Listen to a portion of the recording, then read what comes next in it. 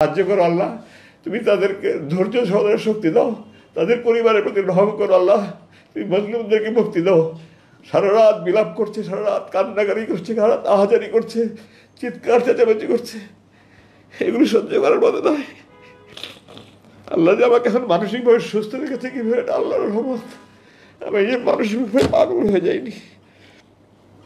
প্রতি রাত ক্রস ফায়ারের আতঙ্ক নিয়ে একটা মানুষ যদি দিনের পর দিন বছরের পর বছর আল্লাহর কাছে দোয়া করে, আল্লাহ এটা যদি আমার শেষ নামাজ হয়, আজকে যদি আমার মৃত্যু হয়, আমাকে শহীদ মর্যাদা যদি আমার লাশ রক্ষত অবস্থায় আমার পরিবারের কাছে পড়ছে, মা স্ত্রী সন্তানের কাছে, মানুষের অনুভূতি কী হবে? পৃথিবীর সমস্ত কবি সাহিত্যিক মিলে সারা জীবন লেখে শেষ করতে পারবো না, আমি আমার ভাষা প্রকাশ করতে পারবো না। এত কিছুর মধ্যে আমি নিরাশ হইনি। কোরআনে আল্লাহ বলেছে, লা তাকনাতু মির রাহমাতিল্লাহ, তোমরা আল্লাহর সাহায্য থেকে নিরাশ হয়ে না। হতাশা এসেছে, বিষণ্ণতা এসেছে, দিনের পর দিন খাবার খাইনি, মন ভেঙে একেবারে চুরমার হয়ে গেছে, আমি আল্লাহর সাহায্য থেকে নিরাশ হইনি। আল্লাহর সাহায্য থেকে নিরাশ হইনি। আল্লাহ আপনাদের দোয়ায় আমাকে সেই শক্তিটা দিয়েছিলেন, এবং আল্লাহ শক্তি দেওয়ার ফলেই এই ছাত্র জনতার এই গণবিপ্লবের মাধ্যমে যে বিজয় অর্জন হয়েছে, এরপরে আমাকে তারা মুক্তি দিতে বাধ্য হয়েছে। এই প্রসঙ্গে আমি একটা কথা একটু গুরুত্বের সাথে বলতে চাই। 2021 সালের মে মাসের আনুমানিক 22 তারিখে, যে একজন আগে পিছু হতে পারে, তাদের একজন কর্মকর্তা আমাকে আসলো, আমাকে এসে আমাকে বলল যে আপনি একটা লিখিত দরখাস্ত করেন যে আমি রাজনীতিতে সম্পৃক্ত হব না, আমি এই দেশে থাকবো না, আমি স্ত্রী সন্তান নিয়ে সুখে শান্তিতে থাকতে চাই, আপনারা আমাকে মুক্তি দেন, আমি বিদেশে চলে যাব। আমি তাদেরকে বললাম, আমি স্বাধীন দেশের স্বাধীন নাগরিক, আপনারা অবৈধভাবে আমাকে অপহরণ করেছেন, অবৈধভাবে আটক করেছেন, আপনারা আমাকে এখানে যে আটকে রেখে জুলুম করছেন, নির্যাতন করছেন, আমি এটা মানি না, মানব না, মিটিং মিছিল করতে পারছি না। আমি এটার প্রতিবাদে, এই যে আপনারা দেখতে পাচ্ছেন আমি বড় চুল রেখেছি, আমি বলেছি এটা আমার মৌন প্রতিবাদ। আপনারা যখন মৌন প্রতিবাদ দেখেন, মিটিং মিছিল হয় না, শুধু প্ল্যাকার্ড হাতে নিয়ে দেখেন, আমি বলেছি এটা মৌন প্রতিবাদ। যতবার এটা দেখবেন আপনাদের যেন মনে হয় আপনারা আমাকে অবৈধভাবে অপহরণ করেছেন, অবৈধভাবে আটক রাখছেন, আপনারা আমার জুলুম করছেন, হারাম কাজ করছেন, এই কথাগুলো যেন আপনাদের বুকে বাঁধে, এই আমার মৌন প্রতিবাদ। তো আমি স্বাধীন দেশের স্বাধীন নাগরিক, আমার এটা আমার ব্যক্তিগত ইচ্ছা, আমি রাজনীতি করবো কি করবো না, আমি দেশে থাকবোই থাকবো না, আমার মুসলেখা দিয়ে আমি মুক্তি পেতে চাই না। আমার আল্লাহ আমাকে এই সৎ সাহসটুকু দিয়েছিলেন, আমি এটা দৃঢ়তার সাথে বলেছি, তারপরে আমাকে আর কিছু বলেনি। জুলাই মাসের এখন শেষ দিকে আসি। আমি যেখানে ছিলাম সেখানটায় আমি প্রতিদিন প্লেন উঠার আওয়াজ পেতাম।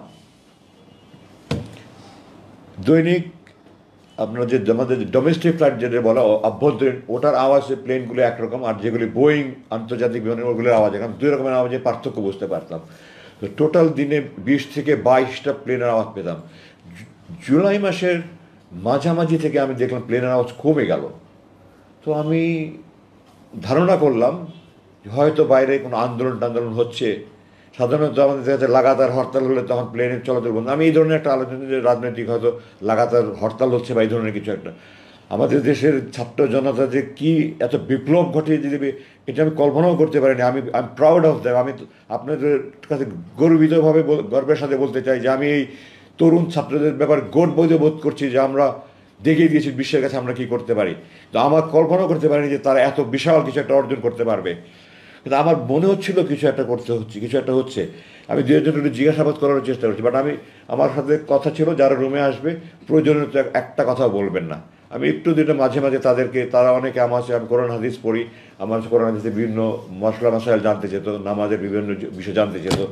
এগুলো নিয়ে কথা বললে আমার সিসি ক্যামেরা দেখে সুরাইদার হাজির হয়ে যেত। আপনি কথা বলছেন কেন, প্রয়োজনীয় কথা বলছেন কেন? তা আমি বলেছি যে আমি কোনো আজে বাজে কথা বলছেন। ও আমার জিজ্ঞাসাবাদের সময় আমাকে বলছিল যে আপনি সৈনিক যারা ডিউটি করে তাদের আজে বাজে কথা বলবেন না। আমি তাদেরকে বলতাম যে আপনাদের কর্মকর্তারা আমাকে অবৈধভাবে অপহরণ করেছে, অবৈধভাবে আটক করে রেখেছে, এটা হারাম কাজ করে, জুলুম কাজ করে। এটা আমি যারা আমাকে রুম থেকে ডিউটি করে নিয়ে যেত, খাবার দিত, তাদেরকে মাঝে মাঝে বলতাম। তারা এগুলো উপস্থিত কর্তৃপক্ষ জানানোর পরে আমাদের অফিসাররা বলেছিল, তারা জিজ্ঞাসাবাদের সময় আপনি তাদের আজে বাজে কথা বলেন কেন? তো আমি তাদের দৃঢ়তার সাথে বলেছি আপনারা বাংলাদেশ সেনাবাহিনীতে জিজ্ঞাসা করে আসেন। আমি বাংলাদেশ সেনাবাহিনীতে একটা আদর্শ সেনা কর্মকর্তা হিসেবে দৃষ্টান্ত স্থাপন করার সৌভাগ্য আল্লাহ আমাকে সেই সুযোগ দিয়েছেন। আজমি কোনো আজে বাজে কথা বলে না। আপনারা বলেন আমি কি হতো একটা বাক্য বলেন আমি কি আজে বাজে, তারা তো এই কথা বলতে পারছে না, মুখ দিয়ে উচ্চারণ করতে পারছে যে আমরা অবৈধ কাজ করেছি, অপহরণ কাজ করেছি, এগুলো মুক্তি বলতে পারছে, খালি বলে আজে বাজে কথা বলবেন না। আমি বলি আমি কোনো আজে বাজে কথা বলি না, যা বলি আমি প্রয়োজনে কথা বলি। ওই সুপারভাইজার এসে বলে যে আপনি প্রয়োজনে তো কথা বলবেন না। আমি বললাম আপনার প্রয়োজন আর আমার প্রয়োজন তো এক না। আমি তাদেরকে আল্লাহ রসুলের কথা বলি, আমি আল্লাহ রসুলের কথা বলেই যাব। আমার যদি মৃত্যু হয় তাও আমি বলে যাব, আপনার যা পারেন করেন। তারপরে শুধু বললেন না আপনি কথা বলেন না, উপরস্থ কর্তৃপক্ষ জানলে অসুবিধা হবে। তো আমি সময় শুধু বলতে, তারা জিজ্ঞাসা করতো, বলতাম, অনেক সময় আমার মন ভালো থাকলে আমি নিজে থেকে বলতাম। তো জুলাই মাসের 5 তারিখে যে বিপ্লব হয়ে গেছে এটা তো আমি জানি না। আমাকে 5 তারিখ 10:30টার সময় এসে বললো যে আপনাকে ডাক্তারের কাছে নিয়ে যাওয়া হবে। ডাক্তার প্রথমের দিকে সকালের দিকে আসতেন। আমি তো ডাক্তারকে বললাম যে সকালের দিকে তো আমি ফজর নামাজ তাহাজ্জুদ পড়ে ফজর পরে ঘুমাই, আমার যদি 2টার দিকে আসেন আমাদের সুবিধা হয়। তারপর 2টার দিকে আসতেন এবং তিনি 30শে জুলাই আমার যতটুকু মনে পড়ে শেষ দেখে গেছেন। তার মানে এই কয়েকদিন আগে আমাকে দেখে গেলো, 5 দিন আগে ডাক্তার দেখে গেলো, আমার রক্ত পরীক্ষা গেলো এবং ডাক্তার রিপোর্ট আমার জানালো সব রিপোর্ট নর্মাল আছে। তো এখন ডাক্তারের কাছে 10:30টার সময় কোথায় নিয়ে যাবেন, বলেন আপনাকে ডাক্তারের যেতে হবে। বলে আমাকে আমার রুম থেকে চোখ হাত বেঁধে মুখোশ পরিয়ে একটা গাড়িতে করে এই 1-1.5 মিনিট গাড়ি চালিয়ে ওখানে আশেপাশে কোনো আর একটা রুমে নিয়ে গেল। এখন আমি ধারণা করি যে ব্রিগেডিয়ার জেনারেল হাসান নাসিরের নেতৃত্বে কিছু সংখ্যক সামরিক অফিসার, কর্নেল হাসিনের মতো সাহসী সামরিক অফিসার, ব্রিগেডিয়ার হাসানের সাহসী অফিসার, কিছু অফিসার বোধহয় ওই কচু খেতে যে ডিজিএফআই আছে ওই অফিসের সামনে গিয়ে তারা চিৎকার চেঁচামেচি করেছে, আমরা আজমিকে চাই, আজমিকে চাই। তখন তারা তাদের সবচেয়ে বিগত সময় নিয়েছে, এই ধরনের একটা কিছু সম্ভবত আমি যতটুকু শুনতে পেরেছি বাইরে এসে। ওই জন্য তারা যদি ঢুকে পড়ে এবং ওই রুমগুলোতে আমার সার্চ করে, এই জন্য তারা আমার ওর দিকে সরিয়ে আরেকখানে নিয়ে গেল। 5 তারিখ রাতের কথা বলছি আমি, 10:30টায়। তারপরে ওখান থেকে আমাকে রাত্রে 2:30-3টার দিকে বললো আপনাকে আমরা হাসপাতালে নিয়ে যাব। তো আমি বললাম গত 8 বছর থেকে আমি আপনাদেরকে বলছি আমার দাঁত ভেঙে গেছে, আমার 1-2টা দাঁত ভেঙে গেছে, আমার কানে সমস্যা হচ্ছে, আমার চোখে তার চশমা যেটা দেখছেন আমি মুক্তির পরে ডাক্তার দিকে চশমা নিয়েছি, কিছুদিন পরে আমি চশমা পড়তে পারতাম না। আমি বলতাম আমার চোখের চিকিৎসা, তাদের স্পষ্ট জবাব, আমার চোখের চিকিৎসা হবে না, দাঁতের চিকিৎসা হবে না, কানের চিকিৎসা হবে না, এখানে রেখে যা করা যায় করা যাবে। ওনাখানে যারা ডাক্তার ছিলেন ওনারা মেডিকেল স্পেশালিস্ট ছিলেন। আমার প্রথমে যাওয়ার পর যখন চোখ বাঁধতো এখানে আমার ঘা হয়ে গেল, তো একটা ওষুধ দিলেন, পরে এটা পুরো মুখ ঘা ছড়িয়ে গেল। যাই হোক পরবর্তীতে ওষুধ সংক্রান্ত আমার ওই মুখে এখনও চারিদিকে অনেক সমস্যা রয়ে গেছে, চামড়ায়, হাতে পায়ে চামড়া নানা সমস্যা হয়েছে। তো আমি বললাম যে এত 8 বছর ধরে আমি বলছি আপনাদের কাছে আমাকে হাসপাতালে নিয়ে যান, আপনারা হাসপাতালে নিয়ে যেতেন না, এখন রাত 3টার সময় আপনার হাসপাতালে নিয়ে যেতে কী কথা? তো বলে না যেতে হবে। তো তার যেতে হবে বলে তার কিছু উপায় নেই, চোখ হাত বেঁধে আবার মুখোশ পরে অ্যাম্বুলেন্সে করে যাচ্ছে যাচ্ছে যাচ্ছে রাত 2:45টার দিকে যাচ্ছে যাচ্ছে যাচ্ছে, আর শেষ নাই। তো আমি বললাম যে ঢাকা শহরে কোনো হাসপাতাল তো এত দূরে না, আপনারা কোথায় হাসপাতালে নিয়ে যাচ্ছেন? তখন কোনো জবাব দিল না। তারপরে রাস্তা ভাঙাচোরা। তো বললাম যে ঢাকা শহরের রাস্তা তো এত ভাঙাচোরা না, আপনারা কি আমাকে কোথাও গ্রামের দিকে নিয়ে যাচ্ছেন নাকি? তারও কোনো জবাব দিল না। আমাকে নতুন একখানে নিয়ে গেল, নিয়ে গিয়ে ওই ওরকম বন্দিশালার মতো একটা বন্দিশালা, এটাতে অবশ্য অ্যাটাচ টয়লেট ছিল, ছোটো রুম, একটা খাট একটা টেবিল ছিল। তো আমাকে বললো আপনি এখানে থাকেন না। তখন ওখানে রুমে একটা ঘড়ি ছিল, ঘড়িতে দেখলাম তখন সকাল প্রায় 5:45। তো প্রায় 3 ঘন্টার মতো ড্রাইভ করে তারা আমাকে নিয়ে গেল এবং আমার ধারণা ঢাকার বাইরে কোনো একখানে নিয়ে গেছে। এবং আমি যতটুকু অনুমান করতে পারি, এখন যেটা অনুমান করছি, রাস্তাঘাটে যে ছাত্ররা রাস্তাঘাটে গাড়ি চেক করছিল তারা আমাকে পাকা রাস্তা দিয়ে নিতে সাহস করেনি, তারা আমাকে গ্রামের রাস্তা দিয়ে নিয়ে গেছে। এটা এখন আমি অনুমান করে বলছি। তো আমাকে ওখানে না বললো আপনি এখানে থাকেন। আমি বললাম আপনারা হাসপাতালের কথা বলে এখানে কোথায় নিয়ে আসলেন, আরেক বন্দিখানায়? বলে থাকেন, আমাকে পরে জানানো হবে। তো এটা 6 তারিখ সকালের কথা বলছি। 6 তারিখ দুপুরে আমাকে বললো আপনাকে আজকে রাত্রে মুক্তি দেওয়া হতে পারে। একজনে বললো আমাকে আপনার কাপড়ের সাইজ বলেন। তো আমি বললাম তো আমি সাধারণত গার্মেন্টের কাপড় পরি না, আমি সাইজ বলতে পারবো না। তো তারা একটা কাপড় নিয়ে আসলো, আমাকে দেখালো যে আমি যে কাপড়টা আপনার প্রথম দেখেছেন, আমি প্রথম মুক্তি পরে যে একটা প্যান্ট শার্ট গাঞ্জি পরেছিলাম ওই কাপড়গুলো, ওটা পরে দেখলাম ঠিক আছে। তো বললো আমরা রাত্রে 2:30-3টার দিকে আপনাকে নিয়ে যাব। তো 2:30-3টার দিকে এসে বললো যে আমরা আজকে কোনো একটা বিশেষ অসুবিধার কারণে নিতে পারছি না, আপনার কালকে মুক্তি হবে। আমার অপেক্ষা করা ছাড়া তো কোনো উপায় নেই, আমি বাইরের কোনো জগতের কোনো খবরই নাই আমার কাছে। পরের দিন সকালবেলা দুপুরে আমাকে এসে বললো আজকে রাত 9টার দিকে আপনাকে নিয়ে যাব। আমি সাধারণত 9:30 দিকে ভাত খেতাম, বললো রাত 9টার দিকে আপনি নিয়ে যাওয়া হবে, আপনার 8টার দিকে ভাত দিয়ে দেবো, এর মধ্যে আপনার খাবার টাবার খেয়ে রেডি হয়ে যাবেন। তো আমি সেই অনুযায়ী রেডি হয়ে গেলাম। তখন তো আমি কোথায় নিয়ে যায়, আবার কোথায় নিয়ে মেরে ফেলে কিন্তু আমি তো কোনো কিছু সব কিছু অনিশ্চয়তার মধ্যে। আমাকে এগুলি ভাওতা দিয়ে আমাকে কোথাও নিয়ে গুম করে মেরে ফেলবে, লাশ কোথায় ফেলে রাখবে, এই আশঙ্কায় তখন থেকে খাবারও মুখে আসে না। যাই হোক, সামান্য কিছু খেয়ে আমি রেডি হয়ে থাকলাম, তারপর সোয়ানাটা দিয়ে নিয়ে রওনা হলো। প্রায় 2.5 ঘন্টার মধ্যে গাড়ি চালিয়ে আমাকে সেই টাঙ্গাইল যমুনার রাস্তা এলেঙ্গায় রাস্তার পাশে নিয়ে আমাকে চোখ হাত বেঁধে ছেড়ে দিল। আমাকে কিছু টাকা দিল আপনার বাস ভাড়া। তোমায় বললাম এটা কোথায়? বললো ওই যে সামনে বাস স্ট্যান্ড আছে, ওই দিকে পিছন দিক থেকে গাড়ি আসবে, আপনি বাস স্ট্যান্ডে গেলে যেতে পারেন বাস। আমাকে কিছু টাকা ভাড়া দিয়ে দিল, বললো আপনি মুক্তি, আপনি এখন মুক্ত, আপনি যেতে পারেন। জিজ্ঞাসা করলাম রাত কটা বাজে? তখন রাত 11:15। তো তারপরে আমি গাড়ি থেকে নেমে আমার রিয়াবাগ আমি প্রকাশ করতে পারবো না। আমি আকাশের দিকে চাকে চিৎকার, আল্লাহ আকবর, আলহামদুলিল্লাহ, আল্লাহ তুমি রহমান রহিম, তুমি করিম। আল্লাহ আমি তো 8 বছর পরে তোমার আকাশ দেখছি, তোমার তারা দেখছি, তোমার মেঘ দেখছি, তোমার চাঁদ দেখছি। আল্লাহ মাটির দিকে থাকে বললো, আল্লাহ তোমার মাটির মানুষ আমি, তুমি আবার সে মাটি দেখাচ্ছ 8 বছর পরে। আমি মেঘে উত্তেজনায় কতক্ষণ মধ্যে বলতে পারবো না। তখন হঠাৎ করে মাথা একদম চোখ মুখ অন্ধকার হয়ে আসলো। আমি গাড়ি থেকে নামিয়ে দাঁড়িয়েছিলাম, আমার জিপে ওর নিয়ে গেছিলো, ডানে একজন বসা, বামে একজন বসা। তো আমি বললাম আমার মাথা ঘুরাচ্ছে, আমি একটু বসতে পারি? বলাচ্ছে বসেন। বসলাম, কিছুক্ষণ পরে বললাম ঠিক আছে আমি যেতে পারবো। আমি নামলাম, আমার বাবা যে বসা ছিল সে আমাকে হাতে টাকা দিল, আপনি টাকা নেন। তো আমি বললাম এখানে ঢাকার ভাড়া কত? বলে আমি জানি না ঠিক। এখানে কত টাকা? 5,000 টাকা। আমি বললাম আমি আপনাদের টাকার মুখোপক্ষী নেই, আল্লাহ আপনাদের টাকার মুখোপক্ষী করেনি, আমার টাকার দরকার নেই, আমার এখান থেকে ঢাকার ভাড়া যতটুকু শুধু ততটুকু ভাড়া দেন। বললো না আপনি নিয়ে যান, আপনি না যা করেন করেন, আপনি দান করেন, আমাদেরকে টাকা আপনাকে দিতে হবে। তাদের সাথে 1 সেকেন্ড কথা বলার মতো আমার রুচি ছিল না। তারা আমাকে নামিয়ে দিয়ে চলে গেল। সবাই মুখোশ করা ছিল, যার ফলে দেখার কোনো সুযোগ নেই। আমি খুব সংক্ষেপে বাকি শেষ করে দিচ্ছি। মাটিটা একটু এলোমেলো ছিল, উঁচু নিচু ছিল, আমি ঠিকমতো হাঁটতে পারছিলাম না। আবেগে উত্তেজনায় রাস্তা উঁচু নিচু, দুর্বলতার সময় হাঁটতে পারছিলাম না। এর মধ্যে হঠাৎ করে দেখলাম একটা পিছুতে দাঁড়িয়ে এসে ওই সামনে বাস স্ট্যান্ডে দাঁড়ালো। আমার তখন মনে হয় যেন পারলে উড়ে গিয়ে ঝাঁপিয়ে বাসের মধ্যে উঠি। কীভাবে যে আমি 100 গজের মতো রাস্তা দৌড়ে ওই অবস্থা পার হয়েছে আমি এখন কল্পনা করতে পারি না। দৌড়ে গিয়ে জিজ্ঞাসা করলাম আপনাকে ঢাকা যাবেন? আমরা ঢাকা যাবো না, চিরাং যাবো। আপনি ঢাকায় কোথায় যাবেন? আমি বললাম আমাকে টেকনিক্যাল মোড়ে যদি নামিয়ে দিতে পারেন বা গাবতলী মোড়ে, টেকনিক্যাল মোড়ে নামাবো, আপনি উঠেন। তো আমি বাসে উঠলাম, উঠে পিছনের দিকে গিয়ে একজনের কাছে বললাম যে আমার তো মোবাইল নম্বর না, আমার 2টা নম্বর ফোন নাম্বার আমার জানা ছিল, আমার স্ত্রীর নাম্বার আর আমার চাচাতো ভাইয়ের নাম্বার, এই নাম্বার দুটো মনে ছিল। আমি দুজনকে ফোন করে বললাম, তারা আরও লোকজনকে নিয়ে তারা ওখান থেকে টেকনিক্যাল মোড়ে এসে আমাকে ওখানে নামিয়ে নিল। তারপরে তো ওখান থেকে আমি প্রথমে হাসপাতালে নিয়ে আমাকে কিছু চেক আপটা করে আমি 7 তারিখ রাতের কথা বলছি, এটা 8 তারিখ ভোর নাগাদ আমি বাসায় গিয়ে পৌঁছালাম। ওই 7 তারিখ 7-8 তারিখ রাতে সারা রাত ঘুম নাই, 8-9 তারিখেও আমার সারা রাত ঘুম নাই, আত্মীয় স্বজন সব আসছে। 9 তারিখ রাতে আমি অজ্ঞান হয়ে গেলাম। তারপরে আমাকে হাসপাতালে নিয়ে আসা হলো। আমি তখন থেকে চিকিৎসাধীন আছি। আমার শরীরে নানা রকমের সমস্যা, বড় খুব বেশি সমস্যা না হলে নানা রকমের সমস্যায় ভুগছি, এগুলোর চিকিৎসা চলছে। আমি এই চিকিৎসার কারণে আপনাদের কাছে আসতে বিলম্ব হলো আমার মোটামুটি এই ছিল আমার বন্দি জীবনের দুর্দশার কথা। আমি আমার বাকি খুব সংক্ষিপ্তভাবে শেষ করব। আমি এখানে বলতে চাই আমার মূল 2টা কারণে তারা আমাকে ধরে রেখেছে। 1, আমার পৈতৃক পরিচয়, আমার পারিবারিক পরিচয়। 2, আমি ভারত বিরোধী। এবং এটা স্পষ্ট যে আমি বিদেশি চক্রের গভীর ষড়যন্ত্র শিকার হিসাবে তারা আমাকে আটকে রেখেছিল। মুক্তির সিদ্ধান্ত দেওয়ার পরেও বিদেশি প্রভুদের হুকুমে আমাকে আটকে রাখা হয়েছিল।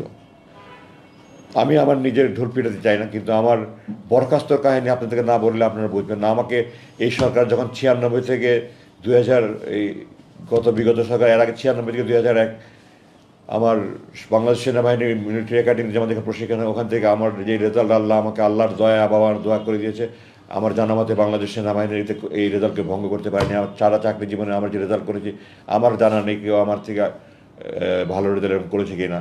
আমি মাফ করবেন, আমি কখনো আত্মপ্রচার করেন, প্রসঙ্গক্রমে বলছি 96 থেকে 2001 ক্ষমতা থাকাকালীন আমার সম্পূর্ণ সময় আমার এই বিগত সরকার আমার লেফটেন্যান্ট কর্নেল থেকে কর্নেল র্যাঙ্কে, মেজর থেকে লেফটেন্যান্ট কর্নেল র্যাঙ্কে প্রমোশন আটকে রেখেছিল আমাকে। 2001 বিএনপি ক্ষমতা আসার পরে 2002 আমি লেফটেন্যান্ট কর্নেল র্যাঙ্ক পদে প্রমোশন পাই।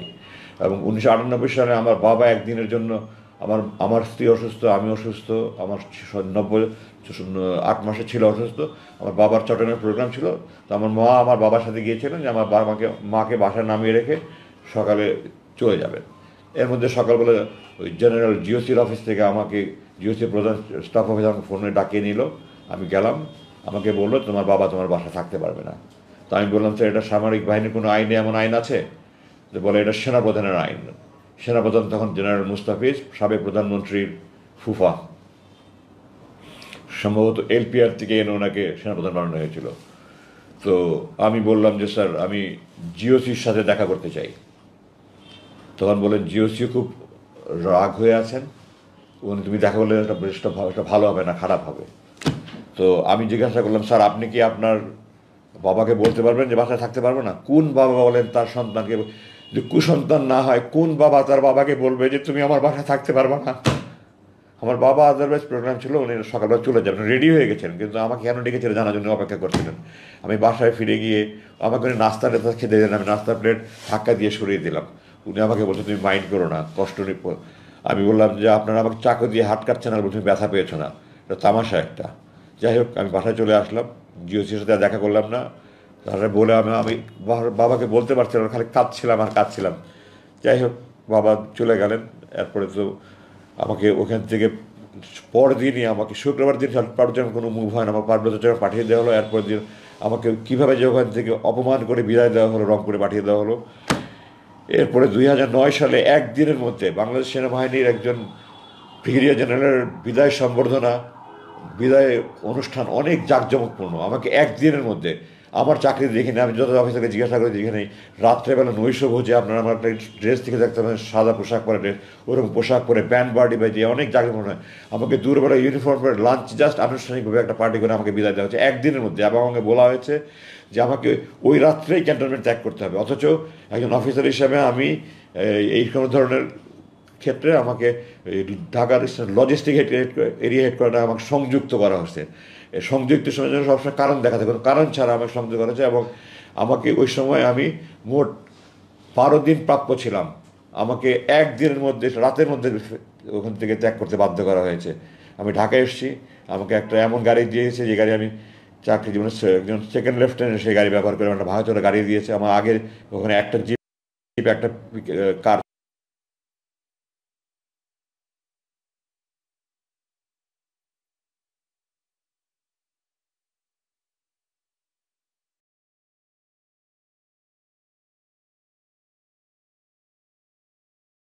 একটা ভাঙাচোরা গাড়ি দিয়েছে। এবং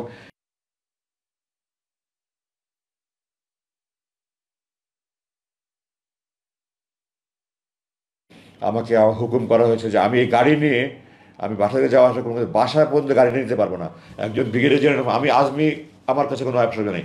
আমি সেনাবাহিনী ইউনিফর্ম গড়বার বিষয় আমার আমার ইউনিফর্ম পরে গাড়ি পাঠাতে 200-300 ব্যাংকে উনি অপমানিত করেছেন। আমার বুক ফেটে যেত। আমি আজমি হিসাবে নয়, আমার সেনাবাহিনী এইভাবে অপমানিত হচ্ছে। যে আমাকে 24 জুন 2009 আমাকে একটা চিঠি দেওয়া হলো যে 23 জুন 2009 তারিখে সরকারি একটা প্রজ্ঞাপনে 1 লাইনের চিঠিতে আমাকে বরখাস্ত করা হয়েছে। বরখাস্ত একটা অনেক বড় ধরনের শাস্তি।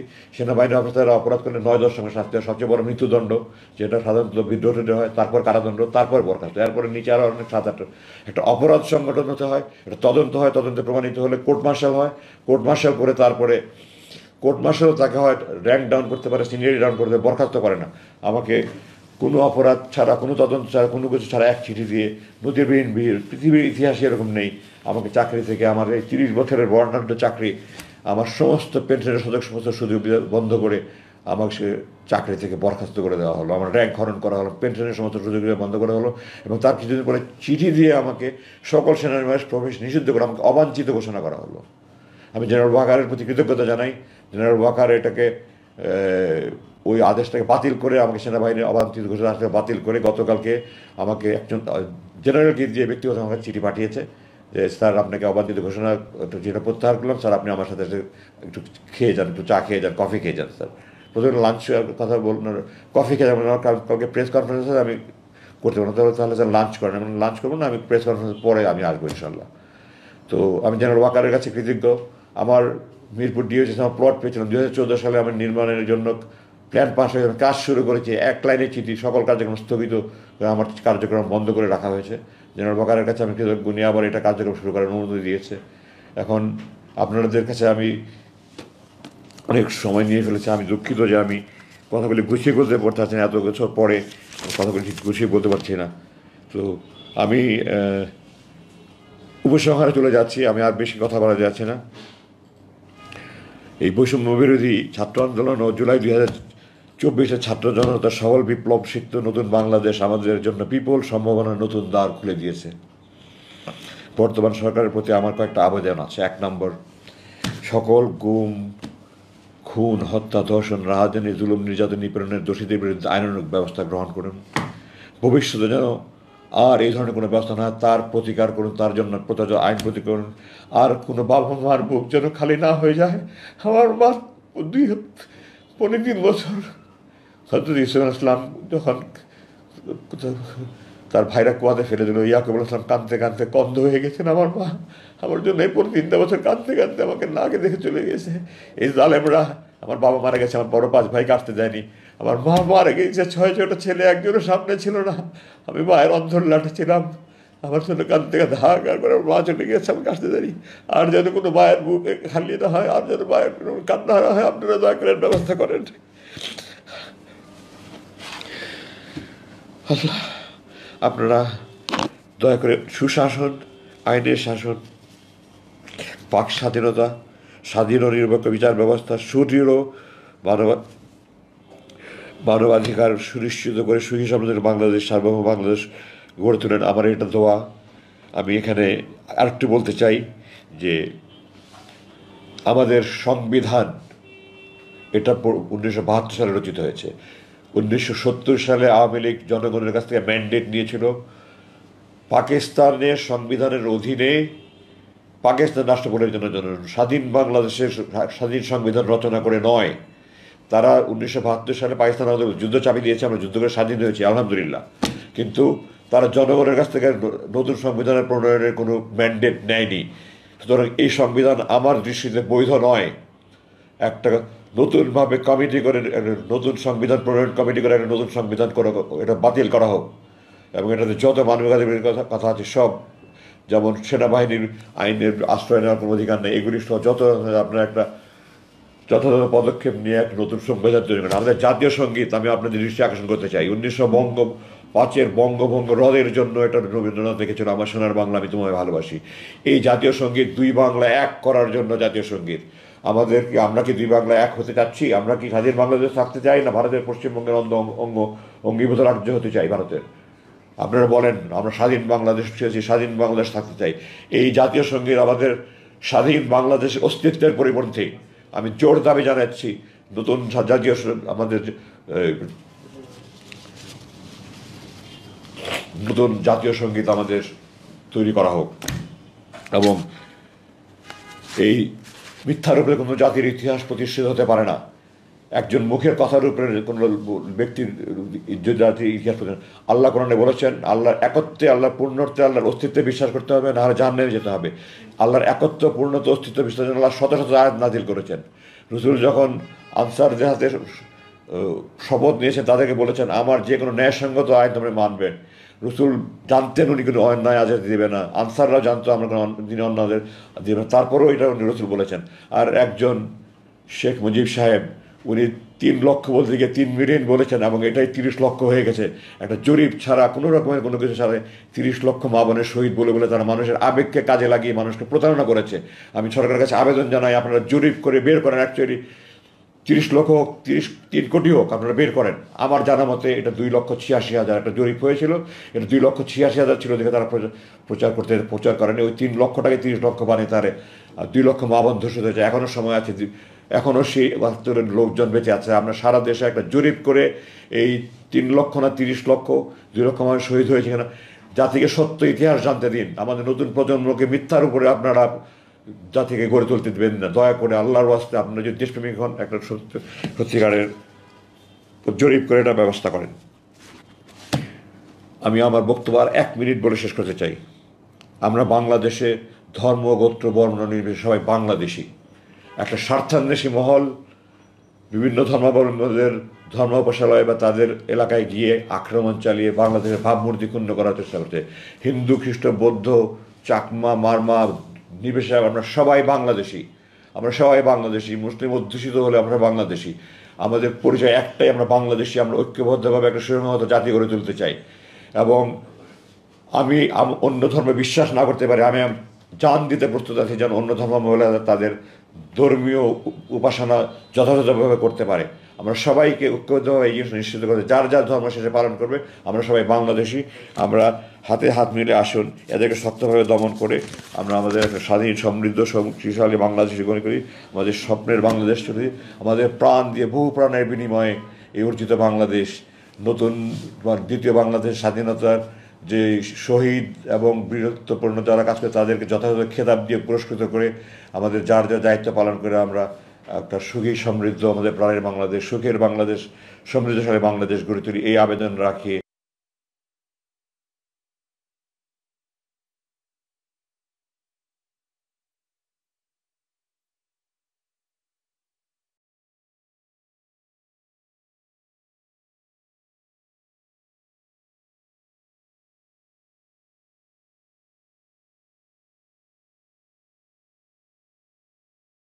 রেখে আমি আমার বক্তব্য শেষ করছি। আমি দুঃখিত, আপনাদের কাছে অনেক বেশি সময় নিয়ে ফেলাম। আমার এত লম্বা সময় না আপনাদের ছিল না, কিন্তু আমি আমার আবেগ ধরে রাখতে পারিনি। আপনাদের সামনে 8 বছর কথা বলতে পারিনি, আমার মুখ বন্ধ ছিল। আপনারা ক্ষমা করবেন যদি আপনাদের বেশি সময় নিয়ে থাকি। আপনাদের যদি কোনো প্রশ্ন থাকে আপনারা এখন করতে পারেন। ধন্যবাদ। আসসালামু আলাইকুম।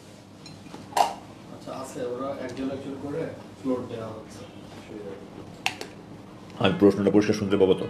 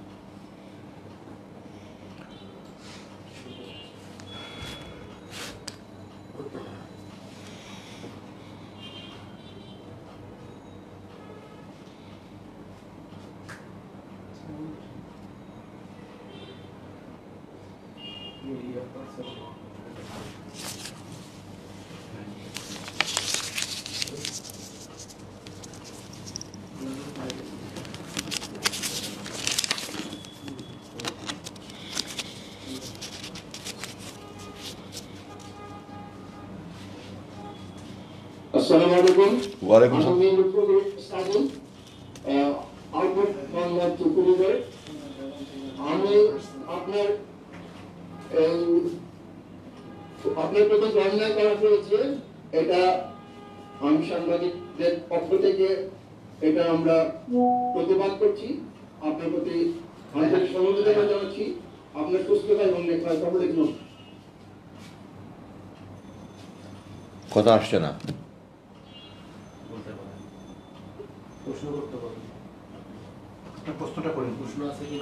আপনি আপনার কথা শুনতে পাচ্ছি না।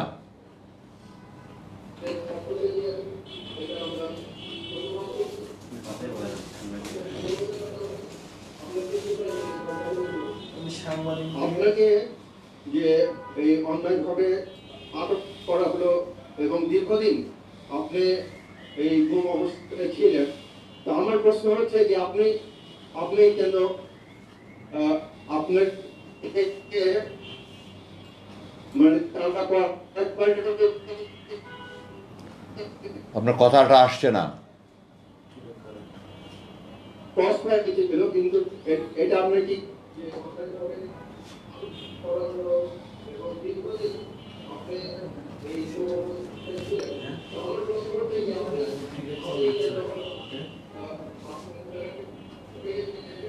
ডিস্টার্ব করছে না?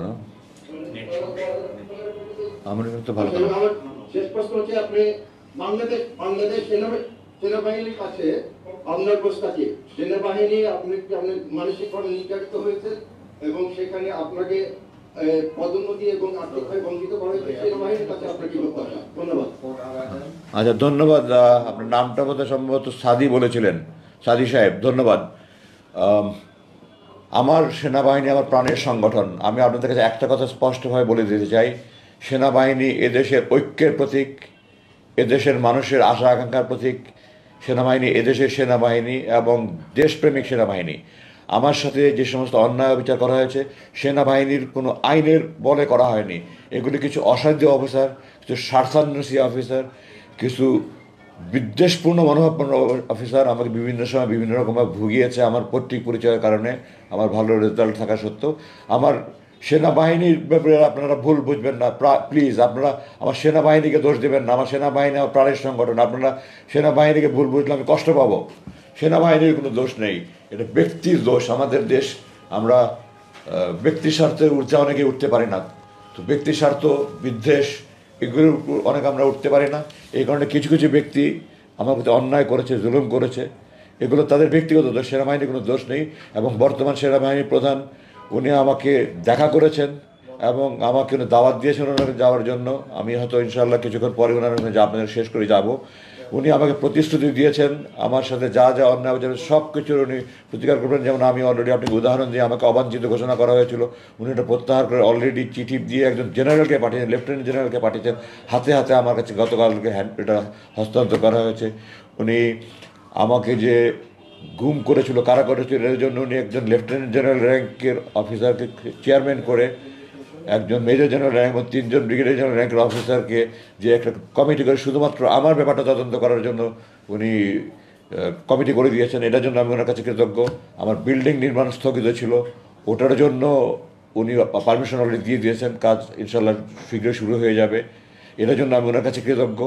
উনি আমার পেনশনের ব্যাপার উনি আমাকে আশ্বাস দিয়েছেন, ওনার পক্ষে সর্বাত্মক যা কিছু সম্ভব করার উনি করবেন। এবং আমি ওনাকে বলেছি যে আমি ব্রিগেডিয়ার জেনারেল র্যাঙ্কে অবসরপ্রাপ্ত আমি গ্রহণ করব না। আমি ব্রিগেডিয়ার র্যাঙ্কে যে আমাকে বরখাস্ত করা হয়েছে, আমি সেই বরখাস্তর আদেশ প্রত্যাহার করতে হবে। দ্বিতীয়ত আমাকে চাকরিতে পুনর্বহাল দেখাতে হবে।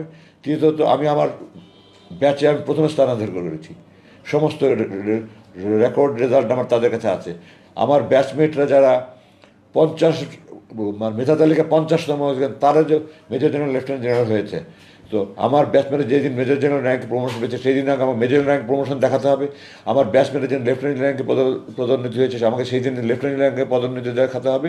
এবং আমার সরকারি চাকরির সম্পূর্ণ সময়সীমা যে 59 বছর, 1 বছর এলপিআর সহ আমাকে পূর্ণ সময়ের সকল সুবিধা সহ আমাকে অবসরে দেখাতে হবে। আমি এর থেকে কম কোনো কিছু গ্রহণ করবো না। এর থেকে যদি এটা না করা হয় তাহলে আমি আইনে আশ্রয় নেব।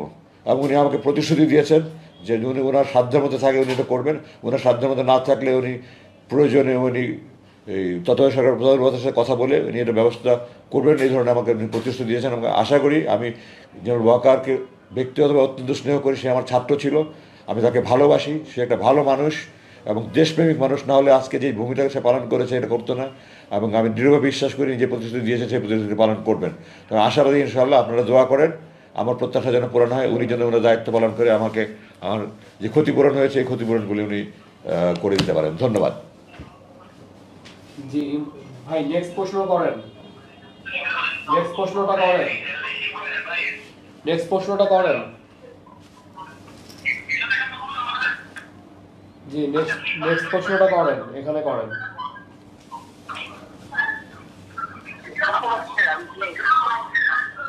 বুঝতে পারছেন, আমার তো ফোনে একটু হিয়ারিং প্রবলেম আছে তো। জি প্রশ্ন করেন, শুনতে পাচ্ছি আমরা।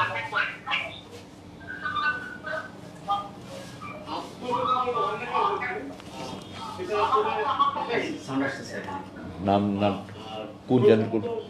আর দ্বিতীয়ত আপনাকে নতুন জীবনে ফিরে আসার জন্য স্বাগত। আমার দুটো প্রশ্ন। প্রথম প্রশ্ন হচ্ছে, স্বাধীনতা যুদ্ধে শহীদদের নিয়ে আপনি আজকে একটা জরিপের কথা উল্লেখ করেছেন।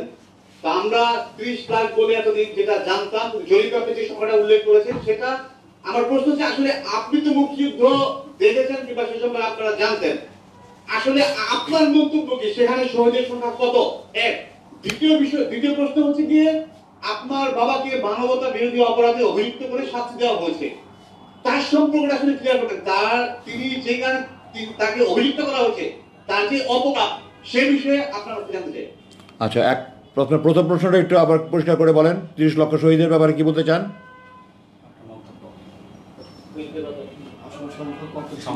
স্বাধীনতা যুদ্ধের শহীদদের সংখ্যা নিয়ে আপনি যে মানে ইনফরমেশনটা যেটা দিলেন, জরিপের সংখ্যা, আমার প্রশ্ন হচ্ছে আপনার মতে স্বাধীনতা যুদ্ধের শহীদের সংখ্যা কত ছিল, সেটা হচ্ছে আমার প্রথম প্রশ্ন। এটা তো জরিপ ছাড়া বলা সম্ভব নয় ভাই।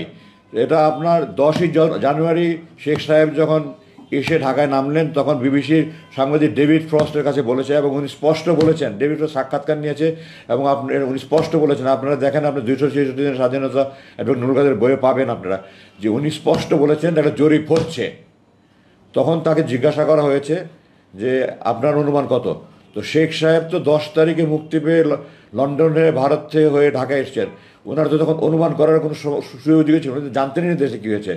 তো ওনাকে কেউ একজন বলেছে 3 লাখ, উনি, আমি যতটুকু জেনেছি, এবং উনি 3 লাখটাকে, মানে বাংলায় যেমন লাখের পরে হাজারের পরে লাখ, উনি থাউজেন্ডের পরে মিলিয়নের মধ্যে যে পার্থক্য, হাজারের পর লাখের 2টা শূন্য আর থাউজেন্ডের পরে মিলিয়নের মধ্যে 3টা শূন্য, এইটা ওনার জানা ছিল না।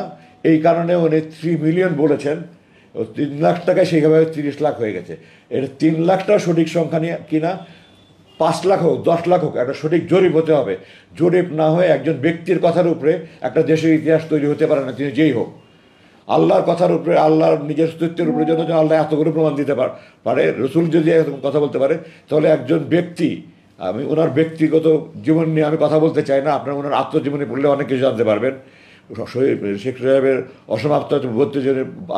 অসমাপ্ত আত্মজীবনের বইটা পড়ে দেখেন আপনি, উনি দেখেছেন, উনি 22 বছরে 3rd ডিভিশনে ম্যাট্রিক পাস করেছেন। এগুলো ওনার নিজের লেখা, আমার কথা না, আপনারা পড়ে দেখেন। যাই হোক, উনি 3 লাখ বলতে গিয়ে 3 মিলিয়ন বলেছেন, ওটা 30 লাখ হয়েছে। 3 লাখ হোক, 30 লাখ হোক, 3 কোটি হোক, একটা জরিপ ছাড়া এই ধরনের কোনো সংখ্যা প্রতিষ্ঠিত হতে পারে না, সেটা স্পষ্ট। সুতরাং আমার উত্তরে আর কোনো এখানে সন্দেহ থাকার অবকাশ নাই, এটা জরিপ হবে। এখনও 71-এর প্রজন্মের বহুত লোক আছে ওখানে, তখন বেঁচে ছিল। সারা বাংলাদেশে একটা আনুষ্ঠানিক জরিপ হয়ে এটা সরকার প্রকাশ করবে। আপনার দ্বিতীয় প্রশ্ন তো আপনিই বলে দিয়েছেন, এটা অপবাদ, তো আমার তো আর কিছু বলা থাকে না। উনি যদি কোনো অপরাধ করে থাকতেন, আপনারা যারা ট্রাইব্যুনালে, আমি ওনার পক্ষে সাক্ষী দিয়েছি, তারা 16-17 জন সাক্ষী দিয়েছে। ট্রাইব্যুনালের চেয়ারম্যান খোলা আদালতে বলেছে যে সরকার পক্ষ ওনার বিরুদ্ধে কোনো অভিযোগ প্রমাণ করতে পারেনি। আমি বিস্মিত যে একজন বিচারক এই কথা বলার পরে উনি বলেছেন যে উনি নিজে খতিয়ে দেখেছেন। বিচারক কি কোনো দিন অভিযোগ আসলেই তাকে মানে শাস্তি দিতে হবে, এটা বিচারকের কাজ, নাকি বাদী পক্ষ প্রমাণ করতে পারলে বিচারকের কাজ? আমি আপনার কাছে প্রশ্ন রাখছি, বিচারকের কাজ হলো বাদী পক্ষ যদি প্রমাণ করতে পারে, যদি বাদী পক্ষ প্রমাণ করতে পারে তাহলে প্রমাণ রায় দিবে, না হলে খালাস দিবে। উনি খোলা আদালতে, যারা ছিল আপনি জিজ্ঞাসা করে দেখতেন, খোলা আদালতে বলেছে বাদী পক্ষ কিছু প্রমাণ করতে পারেনি, ওনার অভিযোগ প্রণীত হয়নি। কিন্তু উনি এটাও বলেছেন যে ওনারা তদন্ত করে দেখেছেন, কি তদন্ত করেছেন না করেছেন এটা কোনো পরিষ্কার নয় আমাদের কাছে। তো এটার উপরে উনি রায় দেওয়া একটা হাস্যকর ব্যাপার। এটা একটা প্রহসনের ট্রাইব্যুনাল, এটার মধ্যে শুধু ইন্টারন্যাশনাল ক্রাইমস ট্রাইব্যুনালের মধ্যে শুধু ইন্টারন্যাশনাল শব্দটাই ইন্টারন্যাশনাল, আর কোনো কিছু ইন্টারন্যাশনাল নয়। আপনার ট্রাইব্যুনালের প্রথম চেয়ারম্যান ছিল যে নাসিম সাহেব, সম্ভবত আমার নামটা যদি ভুল না বলে থাকে, উনি যে স্কাইপ কেলেঙ্কারি করেছে এটা আপনারা জানেন। এবং উনি 91 সালের যখন জামাত বিএনপিকে সমর্থন দিল, আওয়ামী লীগ 3টা মন্ত্রী 7টা মহিলা এমপি পদ অফার করার পরেও তাদেরকে সমর্থন না দিয়ে জামাত বিএনপিকে সমর্থন দিল। তারপরে তারা আওয়ামী লীগ তাদের বি টিম দিয়ে তারা একটা ঘাতক নন লিমিটেড কমিটিকে প্রতীক বিচার করলে, তারা রায় করলো। তখনও কিন্তু তারা ওনাকে যুদ্ধাপরাধী বলেনি, তারা ঘাতক বলেছে, সারা জীবন তারা ঘাতকই বলেছে। হঠাৎ করে তারা 1971-এ 30 বছর পরে কেন তারা এই মুক্তি নাম দিল, যুদ্ধাপরাধের নাম দিল? আমি যাই যুদ্ধাপরাধীতে বিচার হোক, আপনারা কেন 195 জন যুদ্ধাপরাধীকে বিনা অপরাধ মুক্তিতে ছেড়ে দিলেন? শেখ সাহেব যারা পাকিস্তানের অখণ্ড পাকিস্তানের পক্ষে ছিলেন, শেখ সাহেব তাদেরকে দালাল আইন করেছিলেন। কয়েকজনের বিচার করার পরে কোনো সাক্ষ্য প্রমাণ না পাবে উনি ওই আইন বাতিল নিজেই করে দিয়ে গেছেন। তারপর স্বাধীনতা এটার পর কী ধরনের তামাশা! আমি তো মনে করি এখানে বিদেশি চক্রের ষড়যন্ত্র আছে। আর ওনার বিরুদ্ধে এত তো প্রচারণা করার পরে ওনার যেই বর্ণাঢ্য জানাজা হয়েছে, এই দেশের মানুষ যে ওনাকে রাজকীয়ভাবে বিদায় করে দিয়েছে, এটা প্রমাণ করেছে এই দেশে উনি ইতিহাসের মুকুটহীন রাজা। আমি দৃঢ়ভাবে বলতে চাই উনি ইতিহাসে বাংলাদেশে না শুধু, উনি একজন সর্বকালের, আমি বলবো না বিবিসি জোর করেছে সর্বকালের, এটা তো তার তামাশা। সর্বকালের ভবিষ্যতের কথা তারা জানে কেমনে? অদৃশ্যের মালিক আল্লাহ, গায়ে ভবিষ্যতের মালিক আল্লাহ। সুতরাং বিবিসি সেই সর্বকালে সর্বশ্রেষ্ঠ বাংলা জরিপ করেছেন, এটা হাস্যকর। তারা ভবিষ্যতের কথা বলতে পারে না আজকে থেকে 100 বছর পরে কোনো ভালো বাঙালি হবে কিনা।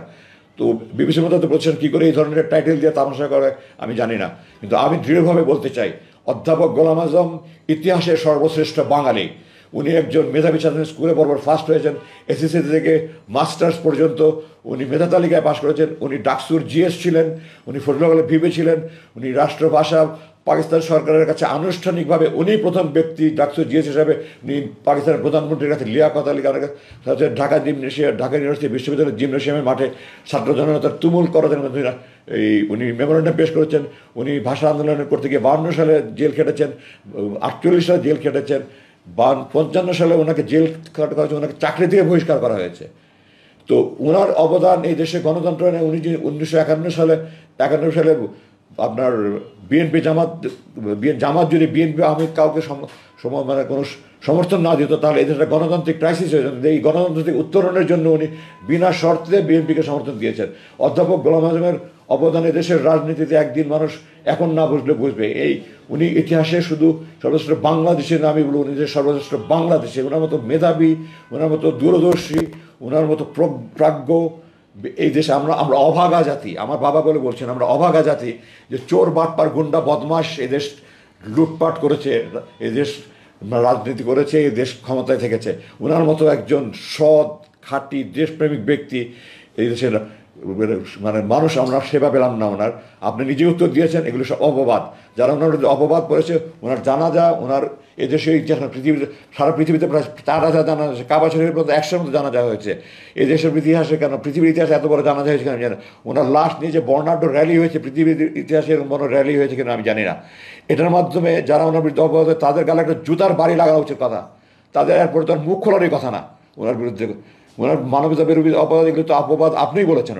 উনি কোনো মানবতা বিরোধী অপরাধ করেন নাই। আমি দৃঢ়ভাবে, এটা তো প্রশাসনের ট্রাইব্যুনালের চেয়ারম্যান নিজে খোদা বলেছে যে প্রসিকিউশন প্রমাণ করতে পারেন। এরপর আর কথা থাকে কি নিয়ে এটা নিয়ে আর কোনো কথা থাকার অবকাশে নাই। আমরা তো সুপ্রিম কোর্টে গিয়েছিলাম, এর আগে উনি আল্লাহ ওনাকে নিয়ে গেছেন। সুপ্রিম কোর্টে যদি ন্যায় বিচার হতো, আমি শতভাগ গ্যারান্টি দিয়ে বলছি ওনার বিরুদ্ধে একটা প্রমাণ নেই। ওনার বিরুদ্ধে নাগরিকত্ব মামলায় সরকার পক্ষ হেরে গিয়ে আপিল বিভাগ আপিল বিভাগের 5 জন বিচারপতি সর্বসম্মতভাবে ওনাকে বলেছে ওনার বিরুদ্ধে কোনো মানবাধিকার অপরাধের কোনো অপরাধ নেই। সর্বসম্মতভাবে ওনার পক্ষে রায় দিয়ে উনি নাগরিক হয়েছেন, এই দেশের নাগরিকত্ব ফিরে পেয়েছেন। 23 বছর জুলুমে করে ওনার নাগরিকত্ব হরণ করে রাখা হয়েছিল, জনগণের নেতাকে জনগণের দূরে সরে রাখা হয়েছিল। ওই যে 5 জন বিচারপতি, তারা এই দেশের বিচার বিভাগের সব উজ্জ্বল নক্ষত্র। আপনার খোঁজ নিয়ে দেখেন, 4 জন বিচারপতি প্রধান বিচারপতি হয়েছে, 4 জন বয়সের জন্য সম্ভবত আগে ওনার রিটায়ারমেন্ট করেছেন।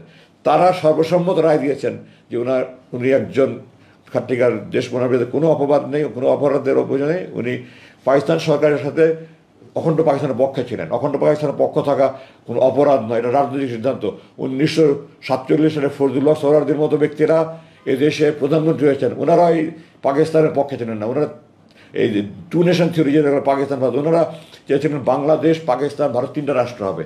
তো যেটা লাহোর রেজলিউশনের মানে লাহোর প্রস্তাবে ফজলুল্লাহ পেশ করেছেন 1940 সালে। তারপরে তো ওনারা এই দেশের মানে মুখ্যমন্ত্রী হয়েছেন। তো ওনারা রাজনৈতিক সিদ্ধান্ত হচ্ছে ভিন্ন কথা। অধ্যাপক গোলাম আজম কোনো মানবতা বিরোধী সাদা নয়। আমি আপনাদেরকে সময়ের অভাবে দিচ্ছি না। উনি আওয়ামী লীগ বিএনপি নির্বিশেষে উনি লোকজনকে আশ্রয় দিয়েছেন।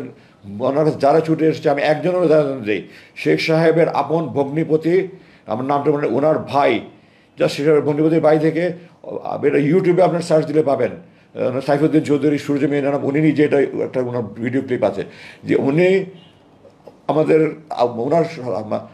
ওনাকে ধরে নিয়ে গেছিলো পাকিস্তান আর্মি। ওনার স্ত্রী আমার বাসায় এসে আমার বাবাকে বলেছেন, আমার বাবার সাথে সাথে পাকিস্তান সেনা কর্তৃপক্ষের সাথে যোগাযোগ করেছে।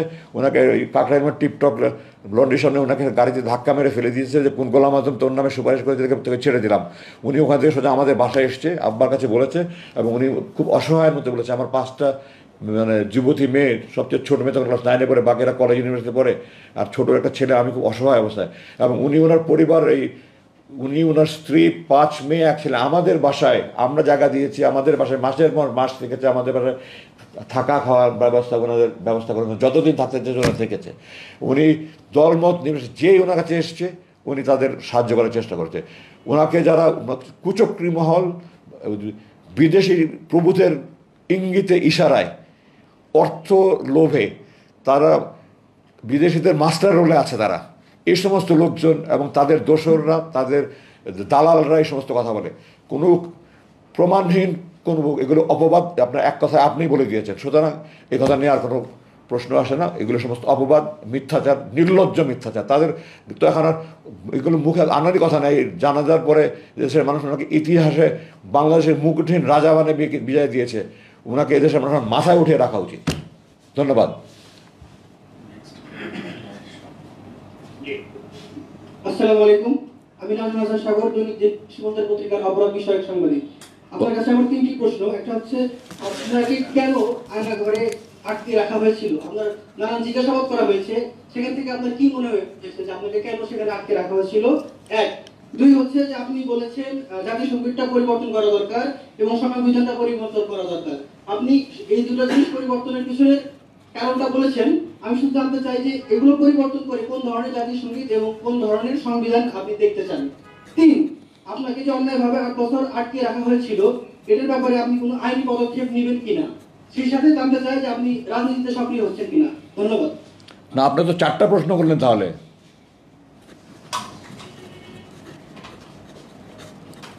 আচ্ছা, আমি আপনার একটা একটা করে জবাব দিয়েছি। আপনার প্রথম প্রশ্নের জবাব কিন্তু আমি প্রথমেই বলেছি, আমাকে আটকে রেখেছিল দুটা কারণে। এক, আমার পৈতৃক পরিচয়। তার চেয়ে বড় কারণ, আমার মনে করেন জামাত ইসলামের আরও অনেক নেতার ছেলে আছে, আর কাউকে এইভাবে আটকে রাখেনি। মীর কাসেম আলী সাহেবের ছেলে, সে তার বাবার বিরুদ্ধে মামলার বিরুদ্ধে সে সোচ্চার ছিল ব্যারিস্টার হিসেবে, এটার জন্য তাকে কিন্তু জামাত ইসলাম আর অন্য কোনো নেতার ছেলে কিন্তু আটকে রাখেনি। তাদের বড় ভয় ছিল আমি ভারতের বিরুদ্ধে এত সোচ্চার, এটা তাদের বড় ভয়।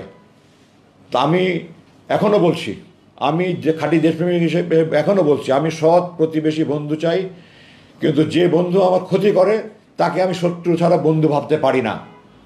শুধু আমি যতদিন ভারত বন্ধুসুলভ আচরণ করবে আমি তাকে বুকে জড়িয়ে ধরবো, কিন্তু ভারত যদি শত্রুর মতো আলোচনা করে আমি তাকে শত্রুই ভাববো এবং আমি তাকে শত্রুই বলে যাব, এবং এটাই আমার মূল অপরাধ। এবং ওখানকার নিচের লেভেলে আমাকে একজন বলেছে আপনি বিদেশি শক্তির গভীর ষড়যন্ত্রের শিকার। আমি তার পরিচয় জানি না, মুখ তো এইভাবে ঢাকা থাকে, কিন্তু আমাকে গোপনে বলেছে। এবং আমি দৃঢ়ভাবে, আমাকে তারা নাহলে জিজ্ঞাসা করবে কেন আপনি ভারতের বিরুদ্ধে এত সোচ্চার কেন, এবং এই একটা প্রশ্ন করার সময় খুব ক্ষুদ্রভাবে প্রশ্ন করছে। তো আমার কোনো সন্দেহ নাই এটাতে যে আমার মূল অপরাধ আমি ভারতের বিরুদ্ধে সোচ্চার, আমার মূল এটা হলো। দ্বিতীয়ত, আমার বাবার পরিচয়, এ দুটা মিলে আমাকে। আচ্ছা, সংবিধান এবং জাতীয় সঙ্গীত, আমি জাতীয় সঙ্গীত আমি এই সরকারের উপরে ছেড়ে দিলাম, কিন্তু এই জাতীয় সঙ্গীত যেটা আছে আমাদের, এটা আমাদের স্বাধীন বাংলাদেশের অস্তিত্বের পরিপন্থী। আমি পরিষ্কার করে বলেছি, এটা দুই বাংলা এক করার জন্য এই জাতীয় সঙ্গীত এইটা রবীন্দ্রনাথ রচনা করেছিল বঙ্গভঙ্গ রদ আন্দোলনের সময়। গড়ের মাঠে সে এটা প্রথম উপস্থাপন করে, কলকাতার গড়ের মাঠে। তো যেই সঙ্গীত দুই বাংলা এক করার জন্য সঙ্গীত, এটা কি করে স্বাধীন বাংলাদেশের জাতীয় সঙ্গীত হতে পারে? এটা 1971 সালে ভারত আমাদের উপর চাপিয়ে দিয়েছিল এবং আমাদের অস্থায়ী সরকার প্রগতির হুকুমে এটা মেনে নিয়েছিল। এটা পরিবর্তন হওয়া দরকার। কোনটা হওয়া দরকার এটা নিয়ে সরকার কমিটি করুক। অনেক সুন্দর সুন্দর গান আছে আমাদের ধনধান্যে পুষ্পবাহার একটা সুন্দর গান আছে, এমন দেশটি কোথাও খুঁজে পাবে না একেবারে। তারপরে খাটিয়ে শোনার চেয়ে খাটিয়ে আমার দেশের মাটি একটা আছে, প্রথম বাংলাদেশ আমার শেষ বাংলাদেশ একটা গান আছে। যে বাংলা যেটাই হোক, আমার কোনো আপত্তি নেই। আমার আপত্তি হলো বাংলাদেশকে তুলে ধরার জন্য এই জাতীয় সঙ্গীত বাংলাদেশের রাজীন্দ্রনাথ অস্তিত্বের পরিপন্থী, এটা বাদ দিয়ে সরকার একটা কমিটি, দেশপ্রেমিক সাংবিধানিক যে কমিটিভাবে সরকার ভালো মনে করে তাদেরকে দিয়ে কমিটি করে জাতীয় সঙ্গীত নতুন করে তৈরি করা উচিত। আর সংবিধান পরিবর্তনের জন্য তো এটা বিরাট ব্যাপার। সংবিধানটা মানবাধিকার পুনর্নিশ্চিত করতে হবে। সংবিধানে সশস্ত্র বাহিনীর সদস্যদের আইন তাদের বিরুদ্ধে অন্যায় হলে আইনের আশ্রয়ের কোনো সুযোগ নাই, এটাকে বাতিল করতে হবে। সশস্ত্র বাহিনীর সদীপ এখন আমার ধারণা মধ্যে 2 লক্ষের অধিক হবে, আরও অনেক বেশি হবে। আমি যখন নিয়ে গেছে তখন 2 লক্ষ, এর মধ্যে অনেক বৃদ্ধি পেয়েছে। তো এই আমরা কি মানুষ না? সশস্ত্র বাহিনী এই যে শত শত অফিসারকে তাদেরকে বরখাস্ত করেছে, তারা কি মানুষ নয়? তো তাদের কোনো মানবাধিকার নেই? আমি ডক্টর কামাল হোসেনকে একবার প্রশ্ন করেছিলাম কোনো এক ফোরামে যে আপনি মানবাধিকার কথা বলেন, অথচ আপনার সংবিধানে সেনাবাহিনীকে এত সদস্যকে আপনি মানব মনে করেন না, তাদের কেন আইনের আশ্রয় নেওয়ার অধিকার নেই? উনি কোনো সদুত্তর দিতে পারেন নাই আমাকে। তো এই সমস্ত মানবাধিকার পরিবর্তে যত আইন আছে এগুলি বাতিল করে নতুন করে সংবিধান প্রণয়ন, সংবিধানে এদেশের সকল ধর্মগোত্র নির্বিশেষে সকলের আবেগের প্রতিফলন হবে। আর যেহেতু আমরা মুসলিম দেশ, এখন 90 কেউ বলে 92 কেউ 93 যতই হোক 90+ মুসলমান, এই মুসলমানদের একটা আল্লাহর আইনের বিরোধী কোনো আইন সংবিধানে থাকতে পারবে না। ওখানে আমাদের সংবিধানে একটা কথা আছে, জনগণ সার্বভৌমত্বের মালিক। জনগণ সার্বভৌমত্বের মালিক নয়, সার্বভৌমত্বের মালিক একমাত্র আল্লাহ। জনগণ যদি এখন আইন পাশ করে মদ খাওয়া হালাল, তাহলে কি মদ খাওয়া হালাল হয়ে যাবে? যদি এমপিরা 300 এমপি মিলে পাশ করে মদ খাওয়া হালাল, তাহলে কি আপনি মদ খাওয়া হালাল বলবেন? আল্লাহর আইনের বিরোধী কোনো আইন পাশ হতে পারে না, জনগণ সার্বভৌমত্বের মালিক হতে পারে না। সুতরাং সংবিধানে এটাও ইনক্লুড করতে হবে, আল্লাহর আইনের পরিপন্থী কোনো আইন এই সংবিধানে যেন সংসদের কোনো অধিকার থাকবে না। এই ধরনের একটা আইন সংযোজন করে একটা আমাদের মুসলিম চেতনার আইন, মুসলিম চেতনা প্রতিফলন করে একটা আইন এখানে সংবিধান সংযোজন করে নতুন করে করবে। আমি তো সংবিধান বিশেষজ্ঞ নই, যারা বিশেষজ্ঞ আছেন তাদেরকে যে উচ্চ পর্যায়ের কমিটি করে করা হোক। আমার ব্যাপারে জানতে চেয়েছেন যে আমি আইনি প্রক্রিয়া নিব কিনা। আমাকে সেনাপ্রধান নিজে, আমি বলতে চাই, সেনাপ্রধান নিজে একটা কমিটি করেছেন এবং উনি নিজে আমার সাথে দেখা করে বলেছেন, এবং আমি আমার চাকরিতে এত উঁচু পর্যায়ের কোনো কমিটি দেখিনি। এমনকি বিডিআর হত্যাকাণ্ডে যে সেনাবাহিনী কমিটি, সেটাও অত উঁচু পর্যায়ে ছিল না। একজন লেফটেন্যান্ট জেনারেলের নেতৃত্বে, একজন মেজর জেনারেল, 3 জন ব্রিগেডিয়ার জেনারেল, 5 জনের সমন্বয়ে একটা কমিটি করেছেন। তাদের সাথে অলরেডি আমার 4 ঘন্টার মিটিং হয়েছে, অনেক ফলপ্রসূ আলোচনা হয়েছে, এবং তারা আমাকে আল্লাহর নামে শপথ করে বলেছে তারা অনুরাগ বা বিরাগের বশবর্তী না হয়ে তার সত্য উদ্ধারণ করবে। আমি দৃঢ়ভাবে বিশ্বাস করি সেনাপ্রধান আমাকে এই কমিটি মিলে তার সত্য উদ্ধারণ করবে, এবং আমি বিশ্বাস করি তারা এটা যথাযথ ব্যবস্থা করবে। এবং এটার বিরুদ্ধে তারপরে উনি সেনাবাহিনী আইনগত সেনাবাহিনী আভ্যন্তরীণ ব্যবস্থা করার পরে আমি চিন্তা করব যে এটা তো সেনাবাহিনী এটা করেনি, এটা প্রথম কথা। সরকার কোনো একটা বাহিনী দিয়ে করেছে, কোন বাহিনী করেছে এটা প্রশ্ন। এখন সরকার বিভিন্ন বাহিনী ছিল, আপনারা জানেন। জেনারেল কর্নেল হাসিনুর রহমান সম্ভবত 2 বছর আগে না 3 বছরের মুক্তি পেয়ে সে সম্ভবত আমাকে বলেছে যে সে ডিজিএফআই আয়না করে আমাকে দেখেছে। আমি জানি না, আমি তাদেরকে বলেছি তোমরা ফাইন্ড আউট করো, এবং সেনাপ্রধান আমাকে কথা দিয়েছেন যদি সে ডিজিএফআই করে থাকে তাহলে উনি অবশ্যই সংশ্লিষ্ট অফিসারদের বিরুদ্ধে আইনগত ব্যবস্থা নেবেন। তো আমি স্পষ্ট করে বলতে চাই, ডিজিএফআই কিন্তু সেনাবাহিনীর অধীনস্থ কোনো, এটা 3 বাহিনীর একটা সংগঠন। এটা সরাসরি প্রধানমন্ত্রীর অধীনে, সেনাপ্রধানের কোনো নিয়ন্ত্রণ নাই এই বাহিনীর উপরে। নৌবাহিনী প্রধান, বিমানের কারো নিয়ন্ত্রণ নাই। এটা 3 বাহিনীর অফিসারদের বা বিভিন্ন পদের সৈনিকদের সমন্বয়ে এটা গঠিত একটা সংগঠন, কিন্তু সরাসরি প্রধানমন্ত্রী, সামরিক উপদেষ্টা এবং ডিজিএফআই এই হলো চ্যানেল। সুতরাং এটার সাথে আপনার সেনাবাহিনীকে জড়িত করবেন না, প্লিজ সেনাবাহিনীকে বাইরে রাখেন। এখানে যারা অফিসার ছিল তারা যদি অন্যায় করে থাকে সেনাপ্রধান আইনি ব্যবস্থা নেবেন, এবং তার পরবর্তীতে আমি সার্বিকভাবে এটার বিরুদ্ধে, আমার এই গুমের বিরুদ্ধে অবশ্যই যারা হুকুমদাতা, যারা উপদেশদাতা, পরামর্শদাতা, সবাই এটার জন্য শাস্তি পাবে। আমি এটার জন্য সরকারের কাছে আবেদন জানাই, আইনগত প্রক্রিয়া কীভাবে কী করবো না করবো এগুলি আমি আমার আদালতে, আমার আইনজ্ঞদের সাথে আলোচনা করে তারপরে আমার এটা সিদ্ধান্ত নিতে হবে। আপনি একটা প্রশ্ন এখানে করেছেন, 3টা প্রশ্ন করবো। আপনার 4র্থ প্রশ্ন ছিল যে আমি রাজনীতিতে সম্পৃক্ত হবো কিনা। আমি এখনও চিকিৎসাধীন, এই সমস্ত নিয়ে আমি এখনও কোনো চিন্তাভাবনা করিনি। আমি এগুলো নিয়ে চিন্তাভাবনা করার সুযোগ বহুত আল্লাহ দিবে, সময় দেবে, তখন আমি দেশপ্রেমিক, দেশের জন্য কাজ করতে চাই। আল্লাহ আমাকে যেভাবে কাজ করবেন সেভাবে কাজ করতে চাই। আপনারা দোয়া করেন আল্লাহ যেন আমাকে দেশের জন্য, এদেশের মানুষের জন্য কাজ করার সুযোগ দেন এবং সাহায্য করেন। তো আমার অ্যাকচুয়ালি সেনাপ্রধানের সাথে আমার অ্যাপয়েন্টমেন্টের টাইম হয়েছে। আপনার যদি খুব বেশি গুরুত্বপূর্ণ কোনো প্রশ্ন থাকে তাহলে বলতে পারেন, নাহলে আমাকে আজকে হয়তো এখানে আমি আবার আপনাদের সাথে কথা বলবো ইনশাআল্লাহ। আমি আশাবাদী। আমি আজকে অনেক সময় নিয়ে গিয়েছি আপনাদের যদি খুব গুরুত্বপূর্ণ থাকে তাহলে আরেকটা লাস্ট প্রশ্ন করতে পারেন। আমার কোনো সমস্যা ছিল না, সেনাপ্রধানের সাথে যেহেতু আমি প্রতিশ্রুতি দিয়েছি যে ওনার ওখানে আমি যাব, এই জন্য আমার আর দেরি করা সম্ভব হচ্ছে না। আপনারা যদি খুব বেশি গুরুত্বপূর্ণ একটা প্রশ্ন করতে পারেন। ধন্যবাদ। শেষ প্রশ্ন আজকে। জি, আসসালামু আলাইকুম। আমার নাম আসাদ আবিদিন জয়। আমি বাংলা ট্রিবিউনে কাজ করি। বাংলা ভিশনে? আপনার কাছে আমার বাংলা ট্রিবিউন। বাংলা ট্রিবিউন। জি, বাংলা ট্রিবিউন, জি সরি। জি, আপনার কাছে আমার দুটি প্রশ্ন। সেটি হচ্ছে যে আপনি কি জামায়াত ইসলামীতে যোগ দিবেন কিনা বা আছেন কিনা। আর দ্বিতীয় প্রশ্নটি হচ্ছে, আমরা জানি যে ট্রাইব্যুনালে আপনার বাবার সাজা হয়েছিল, সেই ব্যাপারে আপনাদের অবস্থান কি এবং এর বিরুদ্ধে বা এর বিপরীতে আপনারা কোনো ব্যবস্থা নেবেন কিনা। ধন্যবাদ। আপনার দুটো প্রশ্ন নিয়ে আমি জবাব অলরেডি দিয়ে দিয়েছি। আমি তো রাজনীতির ব্যাপারে বলেছি যে আমি এখন রাজনীতিতে যোগদান করবো কি করবো না, এই ব্যাপারে আমি এখন পর্যন্ত কোনো সিদ্ধান্ত নেইনি। সুতরাং এটা তো জবাব আমি দিয়ে দিয়েছি। যদি যোগদান করার সিদ্ধান্ত নেই তখন কোন দলে যোগদান করবো সেটার প্রশ্ন আসে। আমি এখন যোগদান করবো এটা সিদ্ধান্ত নেইনি আমি এখনও। আমি দেশের জন্য কাজ করতে চাই, দেশবাসীর উন্নয়নের জন্য কাজ করতে চাই। কী ফর্মে কাজ করবো, কীভাবে কাজ, আল্লাহ আমাকে কীভাবে কাজ করতে হবে এটা সময় বলে দেবে, এটা আপনার সময় দেখতে পাবেন। আর দ্বিতীয় প্রশ্ন হলো যে ট্রাইব্যুনালে তো আমরা এখন আগেও বলেছি, এখনও বলেছি, এবং ট্রাইব্যুনাল চেয়ারম্যান বলেছে এগুলো তো সব অপবাদ, এগুলো প্রমাণিত নয়, মিথ্যা এগুলো সব। তো এটা আমরা আপিল করেছিলাম সুপ্রিম কোর্টে। উনি তো সুপ্রিম কোর্টের রায়ের আগেই উনি ইন্তেকাল করেছেন এবং এই মামলাটা ডিসমিস হয়ে গেছে। তো এটা নিয়ে তো এখন আর কথা বলার কোনো অর্থহীন। তবে আমি দৃঢ়ভাবে আবারও বলছি, অধ্যাপক গোলাম আজম ইতিহাসের সর্বশ্রেষ্ঠ বাঙালি। ওনার বিরুদ্ধে যা বলা হয়েছে এগুলি সব ভারতের দালাল, এগুলি সব ভারতের রয়ের মাস্টার রোলের তারা বেতন পায়, এবং তাদের যারা চাটুকার, তাদের যারা তোষামত করে, তারাই এগুলি বলেছে। খাটিকার দেশপ্রেমিক যদি বলতো, ওনার জানাজা ইতিহাসের বৃহৎ জানাজা হতো না। 5-7 লাখ জানাজা হয়েছে। মানুষ যেভাবে চোখের পানিতে বিদায় দিয়েছে, পৃথিবীর ইতিহাসে সে এরকম নেই। যদি উনি অন্যায় করতেন, অপরাধ করতেন, কোনো অপরাধীর অন্যায়ের এই ধরনের জানাজা হতে পারে না। সারা পৃথিবী 4,000-এর মতো জানাজা হয়েছে, এটা হতে পারে না। আমেরিকায় 100-এর উপরে হয়েছে, সব মাক্কাতে 100-এর উপরে জানাজা হয়েছে।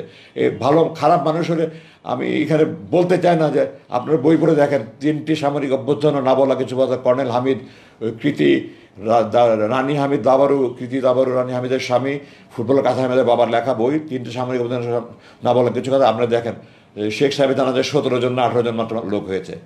তো একজন যদি মানুষ খারাপ মানুষ হয়, আল্লাহ কোনোদিন তার জানাজায় মানুষ যেভাবে কেঁদেছে আপনার জানাজা দেখেন, ওটাই আপনাদের উত্তর বলে দেবে, আমার কিছু বলতে হবে না। উনি একজন আমার দেখা উনি শ্রেষ্ঠ মুসলমান মানুষ, আমার দেখা উনি শ্রেষ্ঠ মুত্তাকি মানুষ, উনি ফেরেশতা তুলবেন। আমরা অভাগা জাতি ওনার খেদমত পেলাম না, এটা আমাদের দুর্ভাগ্য। আমার বাবা বলে বলছি না, আমি ওনাকে কাছে থেকে সারাটা জীবন দেখেছি। আমি একজন মানুষ হিসাবে বলছি, আল্লাহর নামে কসম করে বলছি, আমি অনুরাগের বশবর্তী আবেগের বশবর্তী কথা বলছি না, আমি একটা মানুষ হিসাবে বলছি। আপনারা যারা ওনাকে ব্যক্তিগত চেনেন তাদের কাছে জিজ্ঞাসা করে দেখেন। আর নাহলে এত প্রচারণা করে এত বড় জানাজা হবে কেন আমাকে আপনারা বলেন। সুতরাং এটা অবান্তর ইস্যু। এখন উনি ইন্তেকাল করেছেন এবং এই দেশের মানুষ প্রমাণ করে দিয়েছে যে এই দেশের মুকুটহীন রাজা। উনি ক্ষমতার লোভ নেই, মোহ নেই। উনি বহুবার পাকিস্তানে উনি 2বার মন্ত্রী হওয়ার সুযোগ ছিল। 91 সালে উনি মন্ত্রী হয়ে সামরিক সমাজের সমর্থন দিতে পারতেন। উনি 2001-2000 সালে মন্ত্রী হতে পারতেন। উনি কোনোবারে মন্ত্রী হয়নি। উনি প্রতিবারই বলেছে আমি সরকারে থাকলে সরকারের অন্যায় আমি সমালোচনা করতে পারবো না, এই জন্য আমি সরকারের অংশ হয়ে কখনো থাকতে চাই না। নাহলে ওনার 4বার সুযোগ ছিল, উনি মন্ত্রী হননি। 1969 সালে আইএমের পতনের পরে ইয়াহিয়া খান ক্ষমতা নিল, মন্ত্রী করলেন মোমেন খানকে সরিয়ে এমএন হুদা নামে এক ভদ্রলোকে উনি মন্ত্রিত্বের শপথ নিয়ে আমাদের বাসায় এসে আব্বাকে অনুরোধ করেন আপনার যে কোনো মন্ত্রণালয়ে আপনি আমাকে সাহায্য করেন। আব্বা ওনাকে বিনয়ের সাথে বলেছেন যে আমি সরকারের অংশ হয়ে গেলে আমি সরকারের অপকর্ম সমালোচনা করতে পারবো না, আপনারা ক্ষমা করবেন। উনি ক্ষমতার অংশ হয়নি। তো আশা করি আপনি আপনার প্রশ্ন পেয়ে গেছেন, উত্তর পেয়ে গেছেন। ধন্যবাদ। তো আপনাদের কাছে আমি আজকে বিদায় চাই। আমার আচ্ছা ধন্যবাদ। আমার সেনাপ্রধান 1টার মধ্যে পৌঁছার জন্য আমি বলেছিলাম, এখন তো দেরি হয়ে যাবে, ওনাকে ফোন করে দুঃখ জানিয়ে আমি এখনই রওনা হতে হবে। আপনারা দোয়া করেন আমার জন্য। আমি আপনাদের কাছে, সমস্ত দেশবাসীর, সমস্ত বিশ্বের সমস্ত বাঙালি মুসলমানদের কাছে, সমস্ত মুসলমানদের কাছে আবেদন জানাই, যত অন্যায় জুলুম যেখানে যা হচ্ছে সেগুলোর জন্য প্রতিকার হয়। আমাদের দেশ যেন আমরা সুখী সমৃদ্ধি বাংলাদেশ সবাই ঐক্যবদ্ধভাবে গড়ে তুলতে পারি। আসুন আমরা সবাই মিলে কাজ করি। আমি আমার জান দেওয়ার জন্য প্রস্তুত আছি। আমার পরিবারের পক্ষ থেকে, আমার সবাই পক্ষ থেকে আমি বলছি, আমরা আমাদের চাকরি আমরা করবো ইনশাআল্লাহ। এই প্রতিশ্রুতি দিয়ে আমার বক্তব্য শেষ করছি। ধন্যবাদ। আসসালামু আলাইকুম।